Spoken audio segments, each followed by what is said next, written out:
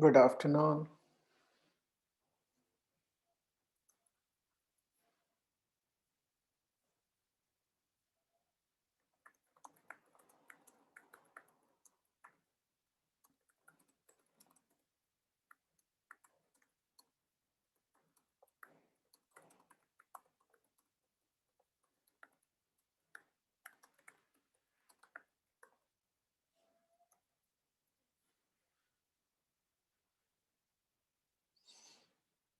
Good afternoon, everyone. Please switch on your cameras.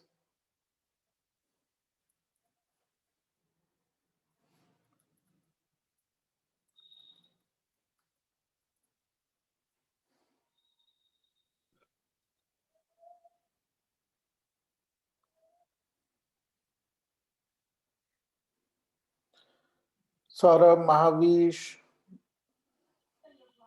ना काम Urvashi. नहीं था। वीडियो ऑन करिए बेटा.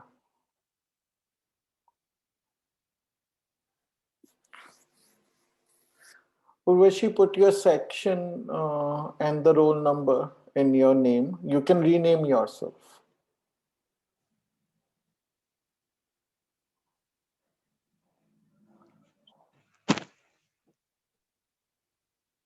उर्वशी अपने को रीनेम कर लीजिए with okay great. Sonali, Saurabh, video on करिए.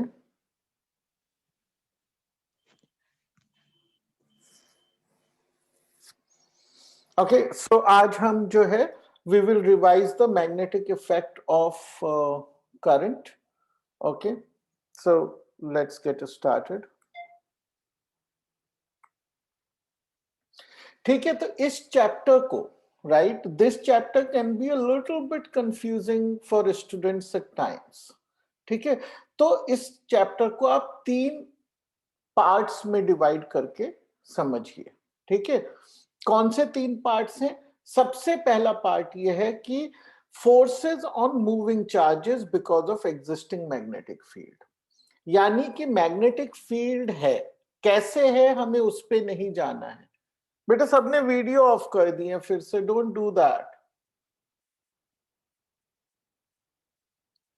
See, it's mandatory for videos to be on for the class to continue. इसलिए प्लीज अपने वीडियो ऑन रखिए.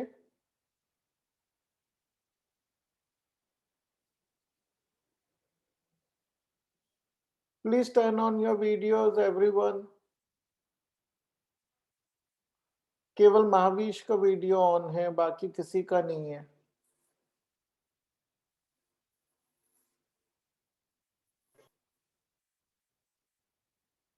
वीडियो ऑन कर लीजिए प्लीज एवरीवन. निखिल, सौरभ, सोनाली और वशी, दीपिका, वीडियो ऑन करिए.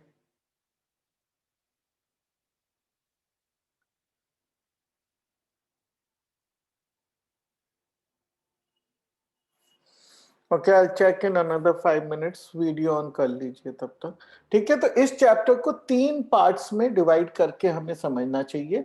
पहला पार्ट ये है कि मैग्नेटिक फील्ड एग्जिस्ट करती है, क्यों एग्जिस्ट करती है हमें उसमें नहीं जाना है. और उस एग्जिस्टिंग मैग्नेटिक फील्ड में एक चार्ज है जो मूव कर रहा है, तो उस पे क्या फोर्सेस हैं. That is one part.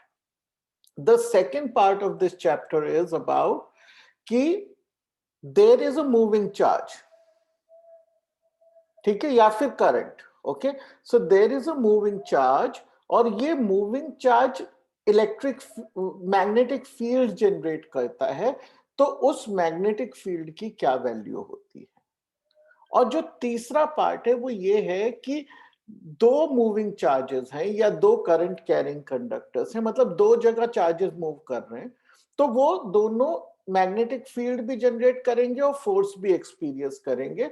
तब दोनों के बीच में क्या रिलेशन होगा. ठीक है, तो ये 3 पार्ट्स में हम इसको डिवाइड करना है. So let's first divide the part number 1 which is about magnetic field exist करती है, केवल फोर्स जो है हमें समझनी है कि क्या लगेगी किसी भी मूविंग चार्ज पर.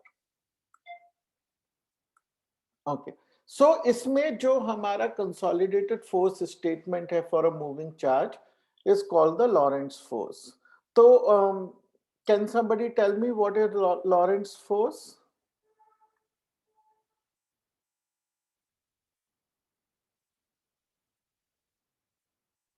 But please switch on your videos and try to answer these questions.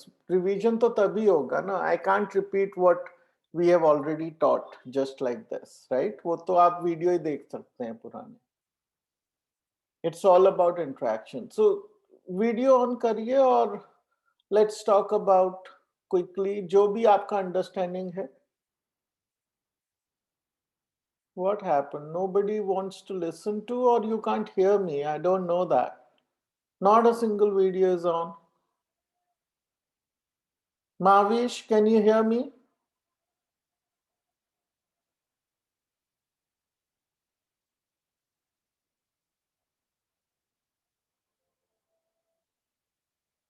Saurav, can you hear me?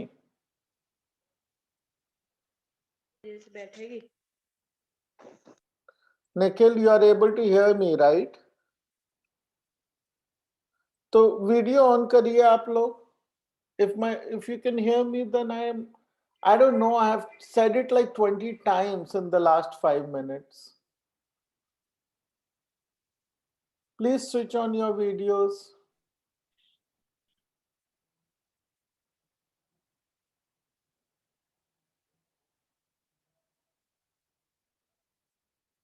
I don't know how to proceed if आप लोग मेरी बात सुनना ही नहीं चाहेंगे.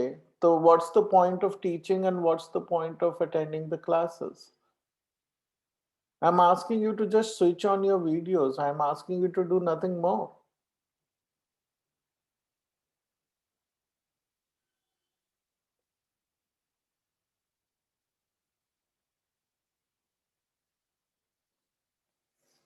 Saurabh, Sonali, Deepika.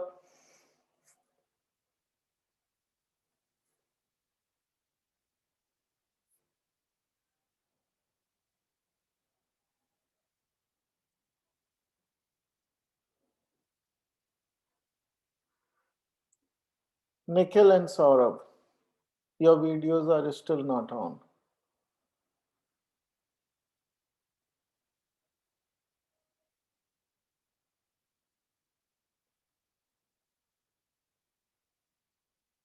Saurabh,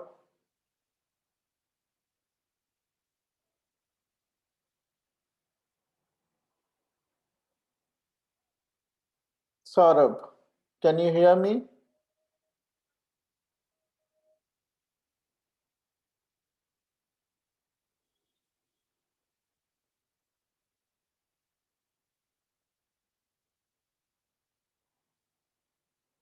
Saurabh, नागर एंड निखिल, क्या प्रॉब्लम है बेटा? क्यों नहीं वीडियो ऑन कर रहे हैं आप?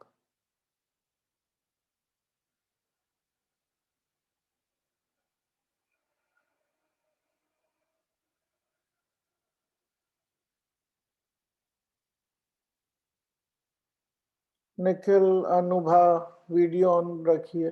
Don't keep switching it of, उसको ऑन रखिए. How does it affect you?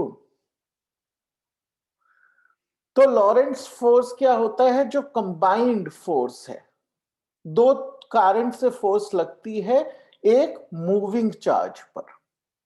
ठीक है, मूविंग होना चाहिए. इंपॉर्टेंट क्या है? लॉरेंट्ज फोर्स कब एप्लीकेबल होती है? चार्ज मूविंग है.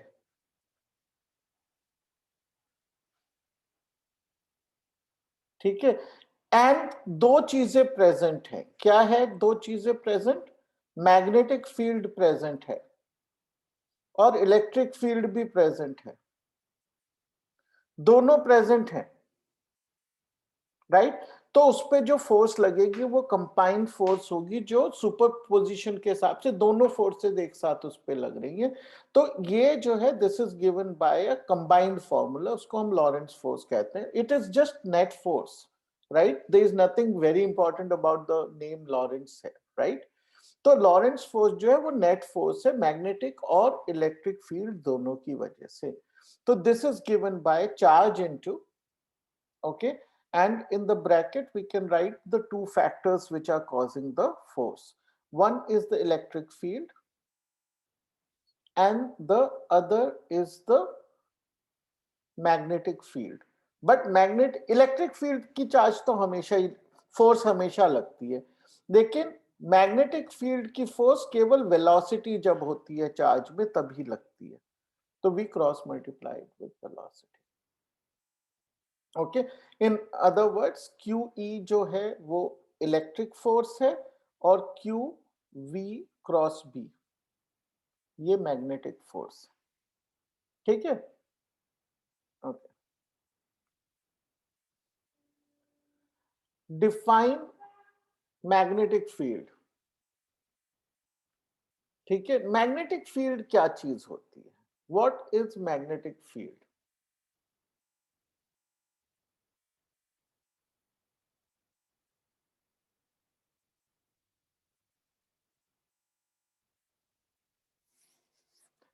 Magnetic field is a vector quantity. Okay, it's a vector field that describes the force experienced by moving charges or by magnetized objects. ठीक है, तो मैग्नेटिक फील्ड जो है, जो मूविंग चार्जेस या फिर मैग्नेटाइज्ड ऑब्जेक्ट पे जो फोर्स लगती है उसको डिफाइन करने के लिए जो फील्ड यूज होती है उसको मैग्नेटिक फील्ड कहते हैं। इसका कोई बिल्कुल क्लियर कट डेफिनेशन नहीं होता है। ओके, सो इसको हम किससे रिप्रेजेंट करते हैं? यूजुअली मैग्नेटिक फील्ड को, ठीक है, हम बी वेक्टर से रिप्रेजेंट करते हैं। ठीक है, इसको मैग्नेटिक फ्लक्स डेंसिटी भी कहते हैं। ठीक है, तो आपको ये तो हम चैप्टर 4 रिवाइज कर रहे हैं, right? So there is also chapter 5 which is about magnetism and matter. वहां पे हम देखते हैं कि देयर इज एक्चुअली जो फील्ड है ना, उसके लिए एक और क्वांटिटी होती है एच वेक्टर, हमें उससे कंफ्यूज नहीं करना है अभी इसको। ठीक है, तो यूजुअली अगर आप बुक्स पढ़ेंगे तो इसमें इसको मैग्नेटिक फील्ड की जगह जो ज्यादातर नाम यूज किया जाता है वो है मैग्नेटिक फ्लक्स डेंसिटी।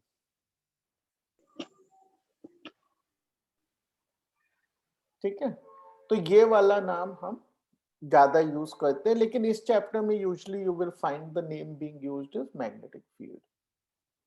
ठीक है, इसको बी वेक्टर से रिप्रेजेंट करते हैं और इसकी यूनिट क्या होती है? Can somebody tell me the unit of B? Sir इसकी होती है टेस्ला। वेरी गुड, इसकी यूनिट होती है टेस्ला और एब्रिवाइड फॉर्म है capital T. Okay, and obviously Tesla जो है इसके हमें अगर नॉर्मली टेस्ला तो नाम दिया गया है, अगर हम इसको ब्रेक डाउन करके लिखें तो ये क्या है? न्यूटन पर मीटर पर एम्पियर।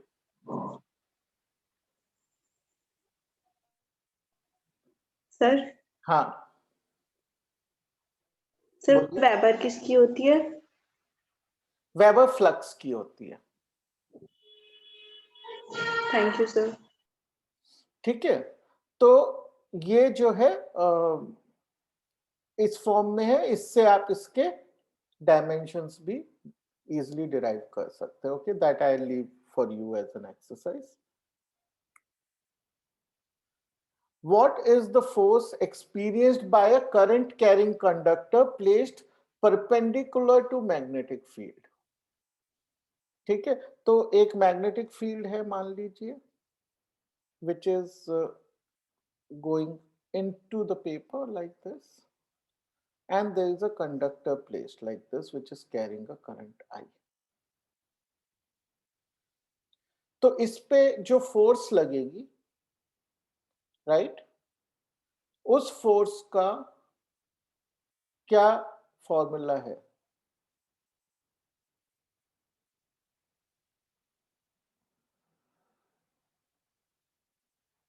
सर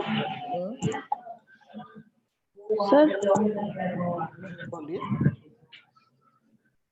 सर, ये जो आप ये बता रहे हैं इसके बाद आप एक चीज वो बता सकते हैं, रेजोनेंस कंडीशंस क्या होती हैं? हाँ, रेजोनेंस यू मीन जो एसी सर्किट में है रेजोनेंस? हाँ हाँ सर, वो रेजोनेंस बता दीजिए एक बार। ये बता दीजिए आप पहले, फिर उसके बाद आप बता देना रेजोनेंस। ठीक है, आई डोंट नो, अगर हमारे पास समय बचता है तो मैं आज वो करा देता हूँ आपको रेजोनेंस, ठीक है?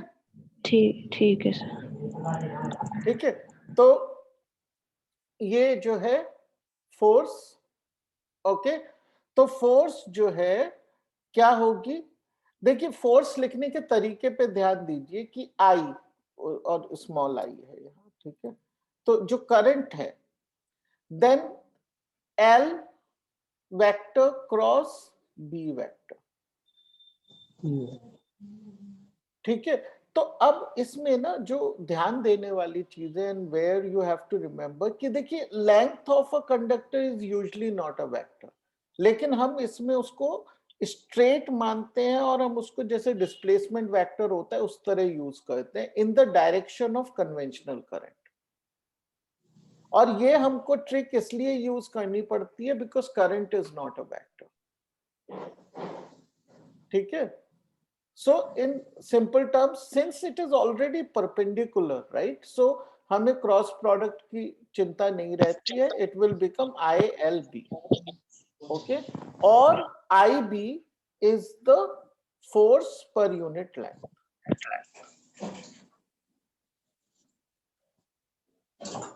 ठीक है सर? सर QV भी नहीं होगा? हाँ, देखिए वो सेम ही बात है, ये जो QVB होता है, ठीक है, लेकिन अभी हम चार्जेस तो दे नहीं रहे आपको, राइट? हम तो करंट बता रहे हैं, ठीक है ना? तो करंट बता रहे, आया ये इसी कॉन्सेप्ट से है, ये जो रिलेशन है ये इसी कॉन्सेप्ट से आता है, क्योंकि फाइनली इसके अंदर इलेक्ट्रॉन्स फ्लो कर रहे हैं रिवर्स डायरेक्शन, ये उसी की वजह से ये चीज आती है डिराइव करके। लेकिन जब करंट की फॉर्म में क्वेश्चन दिया गया है तो you have to use ILB और ILB साइन थीटा, ओके? क्योंकि ये क्रॉस है, कई बार आपको एंगल दे दिया जाएगा तो फिर आप इसको ILB साइन थीटा की फॉर्म में लिख लेंगे, ओके?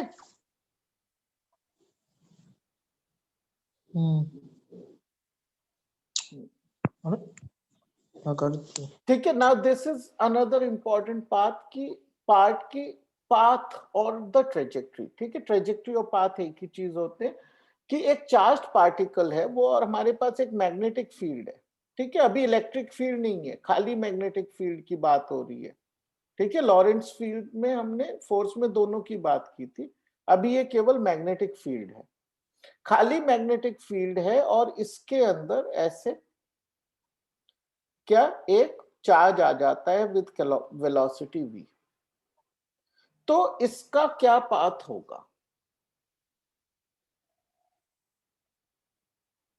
ये किस पाथ में जाएगा,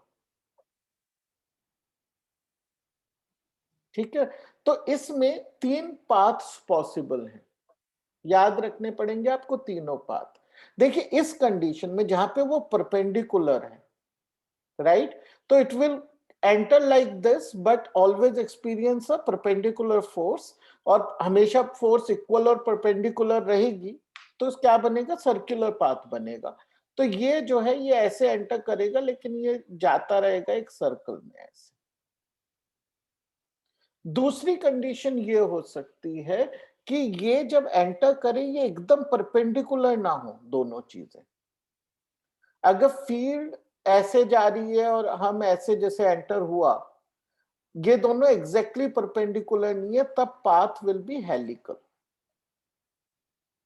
ठीक है ना? जिसका ये जो रेडियस है हेलिक्स का ये कांस्टेंट रहेगा, और इस चीज को पिच बोलते हैं,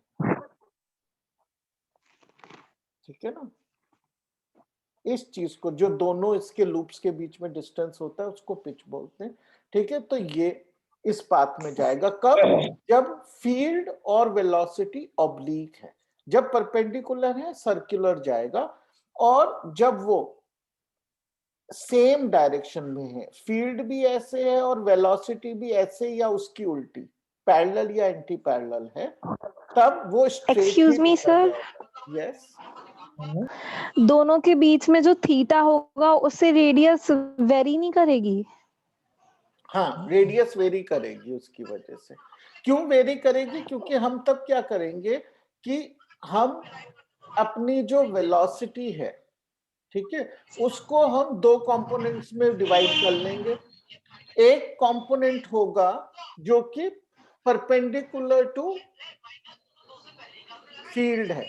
जो परपेंडिकुलर टू फील्ड है वो रेडियस डिसाइड करने में यूज होगा, और जो पैरेलल टू फील्ड है वो स्ट्रेट लाइन पाथ डिसाइड करने में यूज होगा। तो हेलिक्स क्या है? It's a combination of a straight line path and a circular path. तो अगर वेलोसिटी सेम है और एंगल ऑब्लिक होता जाएगा तो रेडियस एज वेल एज जो पिच है चेंज होते जाएंगे, और एक स्टेज आएगी जब दोनों पैरेलल या एंटी पैरेलल हो जाएंगे, तब कोई भी फोर्स नहीं लगेगी और path will be a straight line for with no change in velocity, क्योंकि फोर्स लग ही नहीं रही है। ठीक है, तो ये क्वेश्चन किसी भी तरह से आ सकता है, and this is a good question because इसमें एंगल बदलता है तो जो शेप ऑफ मोशन है, ट्रेजेक्ट्री ऑफ मोशन है, वो बिल्कुल चेंज हो जाती है। ओके, वो स्ट्रेट लाइन से लेकर हेलिकल से लेकर it can go all the way to become a circle. Okay, okay, let's move on.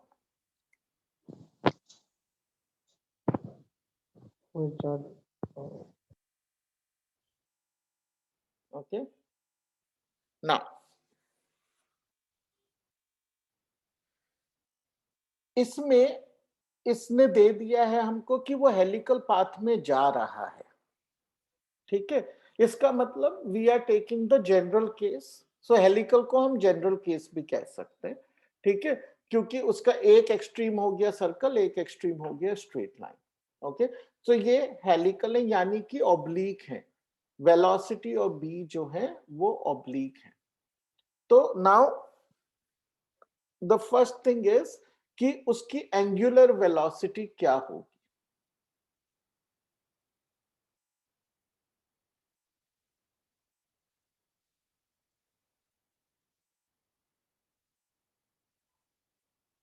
देखिए, एंगुलर वेलोसिटी निकालने के लिए, एंगुलर वेलोसिटी क्या होता है? ओमेगा होता है, और ओमेगा क्या होता है? v बाय आर होता है, राइट? तो हमें सबसे पहले रेडियस पता होना चाहिए।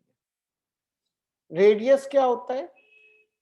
तो हमने, जैसा मैंने कहा कि हमारे पास जो वेलोसिटी थी, हमने उसको दो पार्ट्स में ब्रेक कर लिया है। ठीक है, तो ये सॉरी, ये हमारी वेलोसिटी थी, तो हमने उसको यहाँ पे ब्रेक कर लिया। तो ये थीटा है और बी भी इसी डायरेक्शन में। ठीक है, तो बी के साथ एंगल क्या है? थीटा है वेलोसिटी का, तो ये v साइन थीटा है और ये v cos थीटा। तो v साइन थीटा ही केवल सर्कल बनाएगा, v cos थीटा केवल स्ट्रेट लाइन मोशन बनाएगा। तो v sine theta will apply a force equal to the centripetal force, right? तो हमें उससे रेडियस आ जाएगा। रेडियस क्या आएगा? M V sine theta by the by qb, right? This is the expression. Okay, we are not doing the derivation here, this is the expression, but आप ऊपर नीचे v मल्टीप्लाई करेंगे तो एकदम क्लियर हो जाएगा कि क्यों है ये, right? This is the radius. अब इसको आप यहां पे डाल दीजिए, रेडियस को, you will get your answer for angular velocity. Okay, तो क्या होगी angular velocity? v sin theta by mv sin theta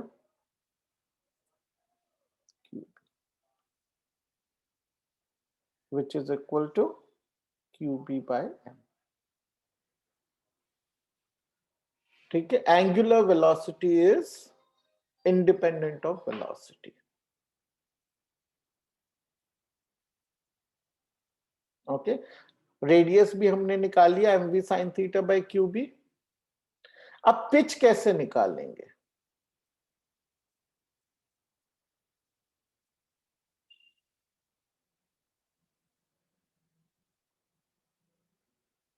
बताइए,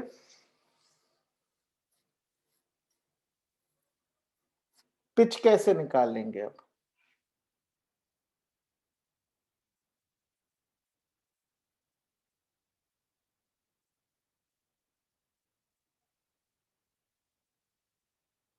Can somebody tell me how will we find the pitch? You can tell me the method if you don't remember the expression. That is okay for me.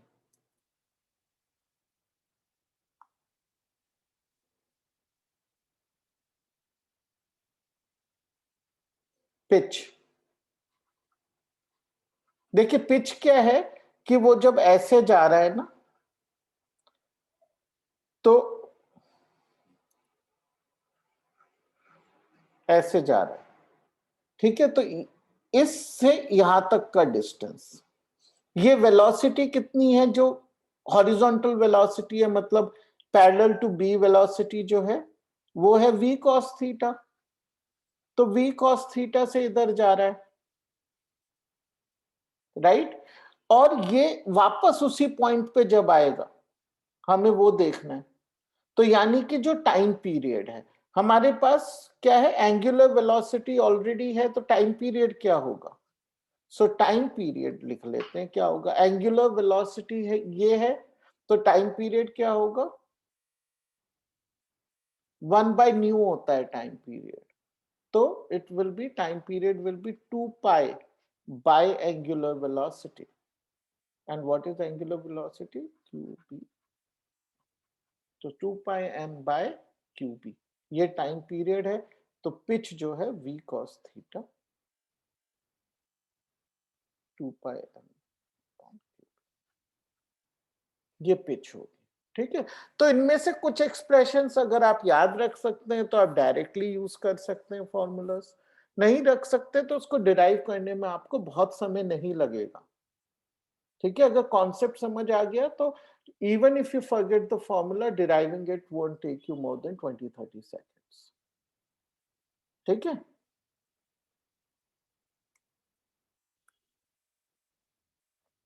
तो इस principal पे जो अभी हमने बात की, इसी प्रिंसिपल पे कि ये सर्कुलर मोशन में जा सकता है और एक लॉरेंट्ज फोर्स लगती है जब इलेक्ट्रिक फील्ड और मैग्नेटिक फील्ड दोनों होती हैं, इन कॉन्सेप्ट्स को मिलाकर जो चीज बनाई जाती है उसको कहते हैं वेलोसिटी सिलेक्टर, ठीक है। So this is one of the application of these concepts. So velocity selector का क्या यूज होता है? These can come as 1 mark questions.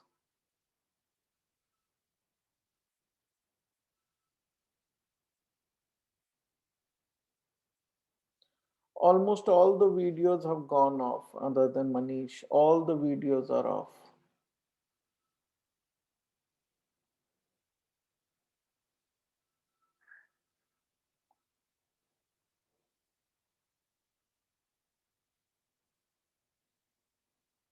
Please switch on your videos. Mavish, Suhail, Manish, Nikhil, Manish कौन है? Sir मेरे कैमरे में तो आज कुछ प्रॉब्लम हो रही है सर। मैं वीडियो ऑन करती हूँ तो अपने आप ओपन भी हो जाती है, क्लोज भी हो जाती है अपने आप। अच्छा ठीक है, okay. What about Suhail, Anubha, Nikhil? आप लोग अपना वीडियो ऑन रखिए। महावीश को कोई प्रॉब्लम आ रही है, बट आई अंडरस्टैंड बिकॉज उसका रोज ऑन रहता है वीडियो, आज कुछ होगा problem. Others? Anubha, Nikhil, keep your video on. कुछ स्टूडेंट्स तो क्लास छोड़ना प्रेफर करते हैं compare to keeping video on. That's very strange. Video on करने में प्रॉब्लम तो होना नहीं चाहिए ना। Nikhil, Anubha,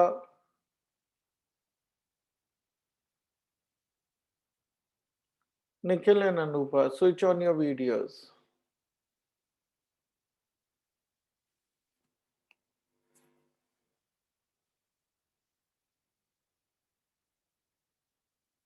Nikhil, Anubha, can you hear me?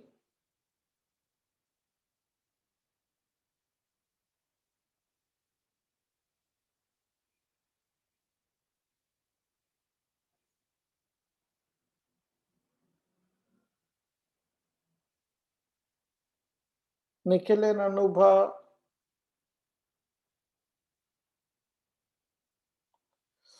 I don't know. Okay. ठीक है, तो वेलोसिटी सिलेक्टर से हम क्या करते हैं, हम इस तरह से परपेंडिकुलर इलेक्ट्रिक फील्ड और मैग्नेटिक फील्ड को रखते हैं कि उसको हम एडजस्ट करके इलेक्ट्रिक और मैग्नेटिक फील्ड को we can select charge particles moving at a certain velocity irrespective of the charge on them and irrespective of the mass on them. The only thing that is important is that they should have a mass and they should have a charge. अगर charge नहीं होगा तो फिर velocity selector will fail. It can't be used.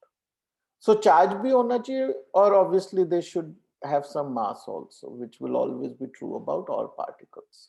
So that's not an issue. So charged particles होंगे तो irrespective of their charge, irrespective of their mass, we can choose the ones which are moving with a certain velocity. Okay, और orientation electric और magnetic field का क्या होता है velocity selector में? They are mutually perpendicular. तो इसमें जो सिलेक्टेड वेलोसिटी होती है उसका क्या फॉर्मूला होता है? The velocity that gets selected only depends on the ratio of E's to B.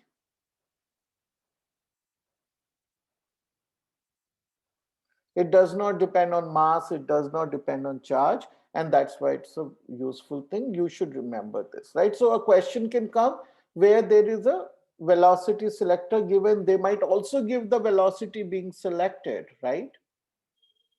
And they might ask you to find the ratio, or they might give electric field and ask you to find the associated magnetic field. So हम जो selected velocity है is equal to E by B का formula लगा के उस question को कर सकते हैं, राइट? सो उस पे न्यूमेरिकल भी आ सकते हैं, थियोरेटिकल क्वेश्चंस भी आ सकते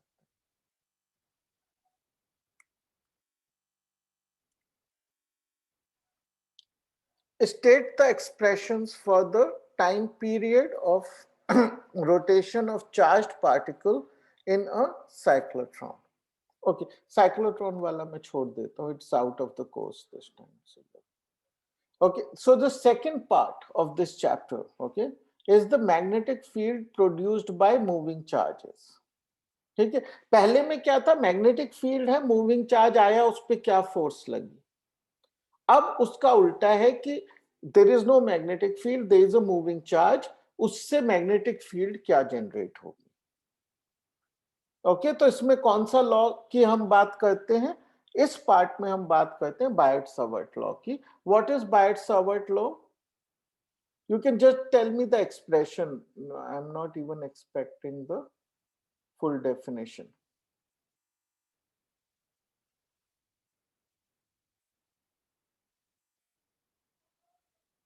तो बायो-सावर्ट लॉ ये बताता है कि अगर एक हमारे पास कंडक्टर है, उसमें एक हमारे पास जो है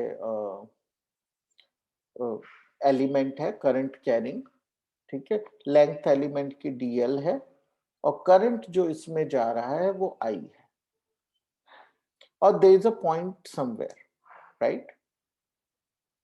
And this is the separation vector r vector from the small infinitesimal element to the point where we want to measure the field. Okay, then the field generated by the current in this element is given by, okay, the current, the field is given by एक constant of proportionality होता है mu naught by 4 pi. Okay, and then it is given by dl cross r unit vector. ठीक है, so dl cross r unit vector, dl की direction है current की direction, okay, by r square. ठीक है, ये वाला ही फॉर्मूला अलग तरह से भी कई बार आप लिखा हुआ पाएंगे, कंफ्यूज नहीं होना है आपको. I D L cross R लिख देंगे ऊपर, क्योंकि अब ऊपर आर लिख देंगे तो नीचे आर क्यूब करना पड़ेगा उनको आर स्क्वायर की जगह. Okay, I prefer this formula, इस तरह से याद रखिए, क्योंकि जब स्टूडेंट्स मैंने देखा है कि जो इस फॉर्मूले को, जो बुक में होता है फॉर्मूला, उसको याद रखते, तो जब क्वेश्चन आता है कभी तो वो ये समझ लेते हैं कि जो फील्ड है वो आर क्यूब से इनवर्सली प्रोपोर्शनल होती है, वो ये समझ लेते हैं फिर, and that is a problem, क्योंकि वो आर स्क्वायर से इनवर्सली प्रोपोर्शनल होती है. तो ये फॉर्मूला थोड़ा सा मिसलीडिंग होता है, ऑल्दो कैलकुलेशंस में डालने में ये आसान होता है फॉर्मूला, इसलिए बुक देती है. But this gives you the real picture. It is dl cross r unit vector by r square. So field is inversely proportional to r square. That itself is a question. Is it proportional to r square or inversely proportional to r square or r cube? And you should always answer r square. Okay? Understood the Biot-Savart law?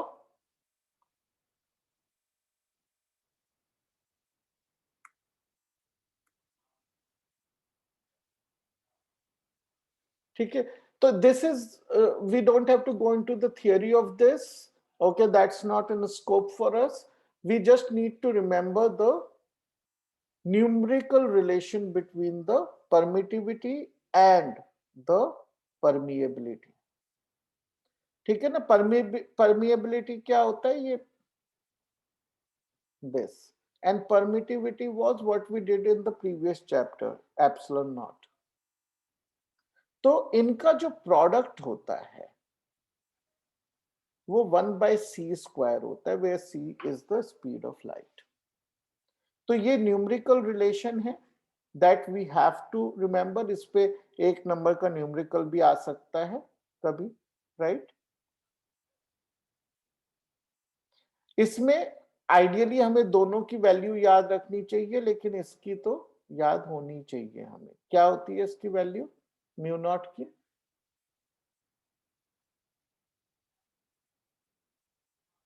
What is the value of mu naught? It is a fixed value in the SI unit system. What is it? 4 pi into 10 raised to the power minus 7. Okay, so this is to be remembered.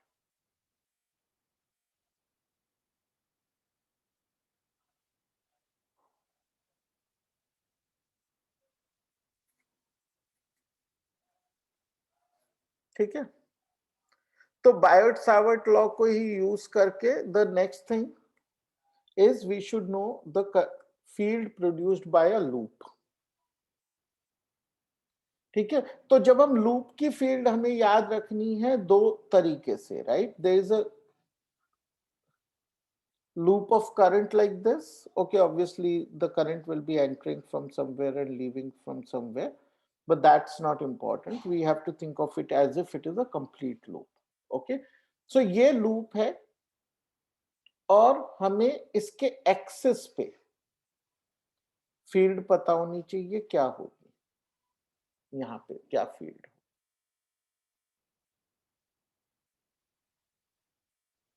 right? So the field will be in this direction by the right hand rule. तो अब ये field कितनी होगी? if this distance is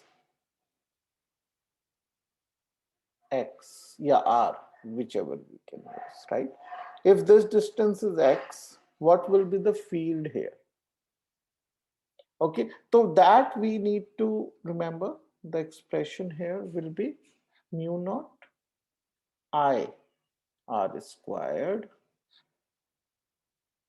by 2x square plus r squared raised to the power 3/2. ठीक है, तो ये थोड़ा सा कॉम्प्लेक्स फॉर्मूला है, ट्राई टू रिमेंबर दिस, बहुत कम पूछा जाता है ये। ओके, ये फॉर्मूले का एप्लीकेशन कम आता है, लेकिन फिर भी आना चाहिए, मतलब आया तो वो 1-2 नंबर हम लूज नहीं करना चाहते। डिराइव करने में आपको थोड़ा समय लग सकता है, 2-3 minute. So try to remember this. Okay, now the second part that you should remember is what happens in the center. तो सेंटर में क्या होगा, आप बस x0 डाल दीजिए, यहाँ पे आपका आंसर आ जाता है, और वो क्या होता है, mu not I by 2r। x को 0 डाला, ये r क्यूब हो गया, r स्क्वायर से r क्यूब कैंसिल हो गया, r रह गया, राइट? तो अगर ये फॉर्मूला याद है तो ये याद रखने की कोई जरूरत नहीं है, वरना ये तो आना चाहिए, इसके ऊपर क्वेश्चंस आते हैं। This is the simple case and there are questions asked on this. ठीक है, okay, so we are coming to the end of this class now, so I have to sign off now. Anubha, you wanted to understand the resonance in AC circuit, right? Yes sir. हाँ, मैं एक काम करता हूँ, I will send you a small video on resonance, okay? 5 minutes का एक आपको video बना के भेजता हूँ, जिसमें कि I'll explain कि resonance और quality of resonance क्या होता है, ठीक है? Okay? Okay sir. That sir I'll, sir अगर आप उसमें करेंगे तो उसमें एक ये जो एम्पियर सर्किटल लॉ है, इसका भी थोड़ा सा वो भेज देना। ठीक है, okay, I'll do that. Okay Okay, okay, thank you very much. Bye bye.